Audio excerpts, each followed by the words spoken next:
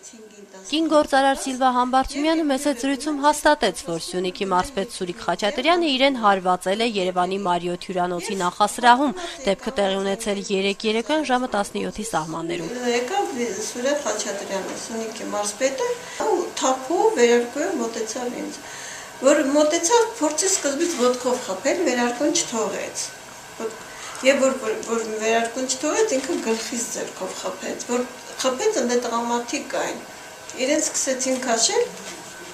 ու նստացրեցին առանձին, ես գնացի հեռու, ուզում էի ոստիկանություն դիմել, բայց զանգահարեցի իմ փաստաբանին, որ փաստաբանը գար, որտեղ ես միշտ փաստաբանի հետ եմ լինում։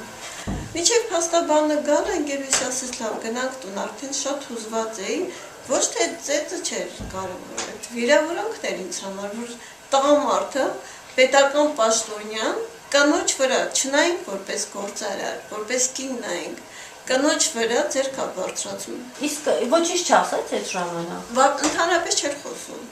Իսկ իր ընկերների ասին ներող եղի, ներողություն իր կողմից, ասի չէ, թող ինքը ներողություն խնդրի,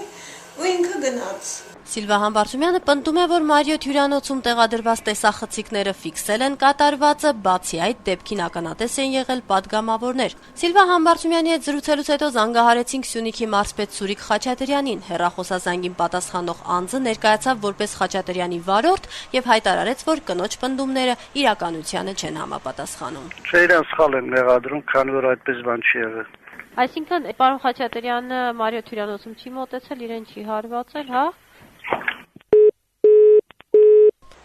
Ավելի ուշ Սյունիքի մարզպետարանը տարածեց հաղորդագրություն կին գործարարին ծեծի ենթարկելու մասին լուրերը որակելով հորինված, բացարձակ սուտ եւ զրպարտություն ուղղված Սյունիքի մարզպետի դեմ։ Փորձեցինք Մարիոթ հյուրանոցից պարզել ինչ է կատարվել եւ ինչ են ֆիքսել իրենց տեսախցիկները։ Հյուրանոցի անվտանգության ծառայությունից մեզ պատասխանեցին, որ իրենք ոչինչ չեն տեսել, տեսախցիկներն էլ ոչինչ չեն ֆիքսել։ Չէ, տեսախցիկները չեն ձայնագրել։ Վստահ եք։ Այդ հատվածում չի եղել։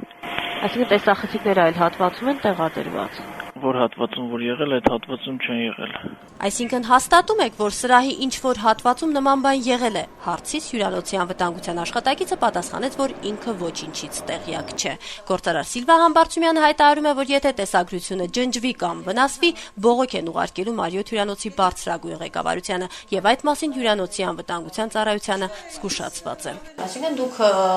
չեք բացառում, որ կարող է նաեւ փորձել։ Ամեն ինչ կարող է։ Եթե Սյունիքի մարզպետը հրապարակ կենտրոնում ուզում է կին ծեծի, արդեն ամեն ինչ սպասելի է։